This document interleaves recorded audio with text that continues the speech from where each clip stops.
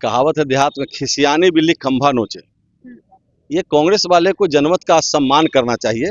अगर आपकी हार हुई है तो आप जो आरोप लगा रहे हैं, याचिका दायर कर रहे हैं, ये जनमत का अपमान है। अपने समर्थकों को एकजुट रखने के लिए, जिनकी संख्या एक स्कॉर्पियो में जितना सीट है उतना ही उनकी संख्या है। इलेक्शन कमीशन के साथ मिलकर काम कर रहे हैं। 10,000 का प्रलोभन देकर आप लोग चुनाव जीत रहे हैं। देखिए, कास्ट के लाइन पर चल के वोट लेने का काम करते हैं कि हम मुख्यमंत्री बनेंगे तो नौकरी बांटेंगे।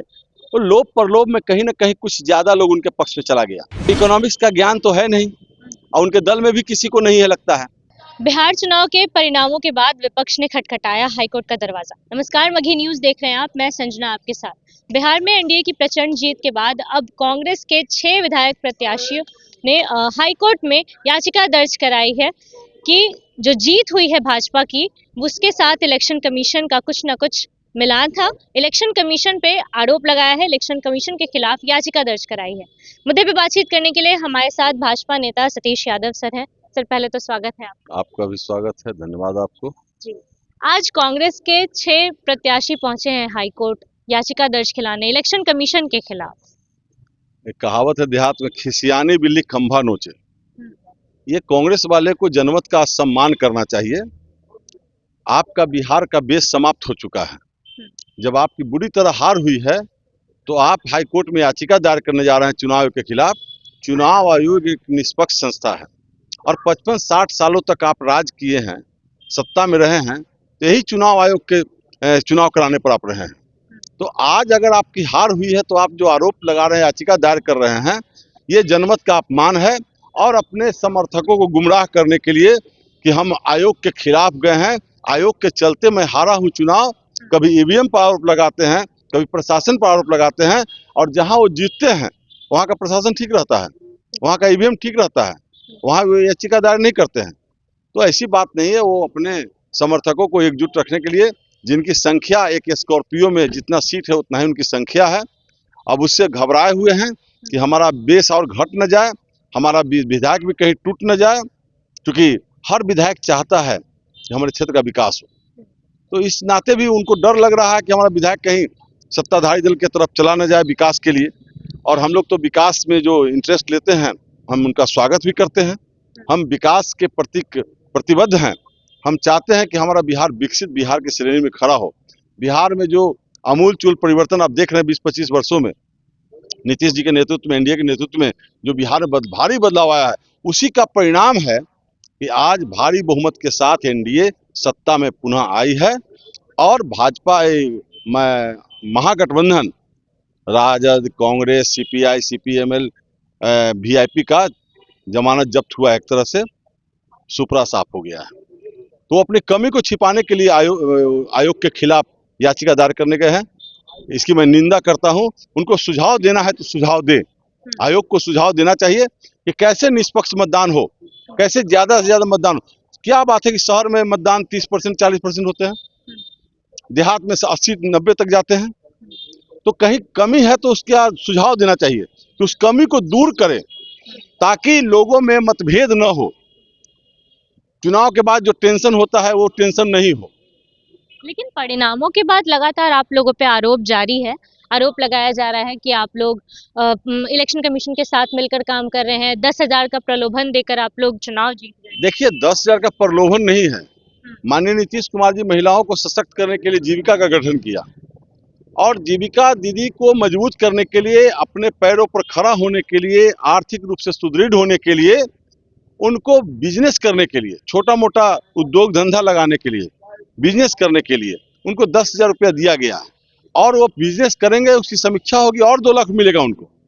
तो ये जो आरोप लगा रहे हैं कांग्रेस वाले कि लोभ दे करके जीविका दी को 10,000 दे करके और रिजल्ट को बदलने का काम किए हैं, तो आप सत्ता में नहीं हैं, न आने की संभावना है। आप किस हैसियत से माँ बहन योजना चलाना चाहते थे? आप किस हैसियत से जीविका दीदी को 30,000 का महीना देना चाहते थे? आपकी क्या हैसियत थी? आप चुनाव का जो होता है मैनिफेस्टो, उसके मुताबिक सब पार्टी अपना अपना मैनिफेस्टो रखते हैं, जन लुभावन योजना दिखाते हैं कि हम ये काम करेंगे, हम ये काम करेंगे। तो हमारी सरकार है, हम उस काम पर कर रहे थे। हमारा फाइनेंशियल स्थिति क्या है? एक समय था कि 25, 26, 30 करोड़ का बजट था बिहार का, आज बिहार का बजट 3,17,000 करोड़ हो गया। तो जब हमारा बजट बढ़ रहा है तो हम अपने नौजवानों को लिए, अपने महिलाओं के लिए ऐसा काम करेंगे जिससे हमारी महिला सशक्त हो। उसी के तहत हमने जीविका दीदी को 10,000 रुपया देने का काम किया है और ये कैबिनेट का डिसीजन है। ये कोई आचार संहिता का उल्लंघन नहीं है। ये केवल झूठ का पुलिंदा, झूठ का पुलाव परोसते हैं कि आम पब्लिक दिग्भ्रमित रहे। सच्चाई से दूर दूर तक वास्ता नहीं है उनको, सच्चाई का सामना करने की क्षमता नहीं है महागठबंधन के लोगों में। नीतीश जी के नेतृत्व में, नरेंद्र मोदी जी के नेतृत्व में बिहार आगे बढ़ रहा है और बिहार को और मजबूत करने का काम हम लोग कर रहे हैं। राघोपुर विधानसभा आप भी चुनाव लड़े थे, विपक्ष में तेजस्वी यादव भी थे। तेजस्वी यादव जीत गए, लेकिन जनता के बीच चुनाव के परिणामों के बाद नजर नहीं आए। बीजेपी की तरफ से एक पोस्टर भी जारी किया गया, लापता तेजस्वी। कहाँ है तेजस्वी यादव? देखिए, तेजस्वी यादव केवल वोट के सौदागर हैं। कास्ट के लाइन पर चल के वोट लेने का काम करते हैं कि हम मुख्यमंत्री बनेंगे तो नौकरी बांटेंगे। तो लोभ प्रलोभ में कहीं ना कहीं कुछ ज्यादा लोग उनके पक्ष में चला गया और कभी भी वो राघोपुर में जनता का ख्याल नहीं रखते, अपने कार्यकर्ताओं का ख्याल नहीं रखते।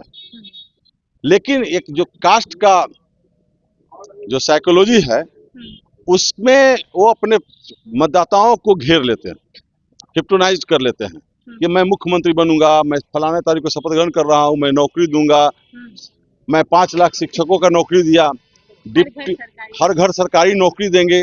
तो इकोनॉमिक्स का ज्ञान तो है नहीं और उनके दल में भी किसी को नहीं है, लगता है कि हर घर में एक नौकरी, मतलब 2.5-3 करोड़ परिवार को नौकरी देना किसी के बस की बात है क्या? लेकिन वो केवल झूठ बोल करके कुछ लोगों को अपने पक्ष में कर लिए, जिसके कारण वो चुनाव जीत गए और चुनाव जीतने के बाद वो चले गए यूरोप।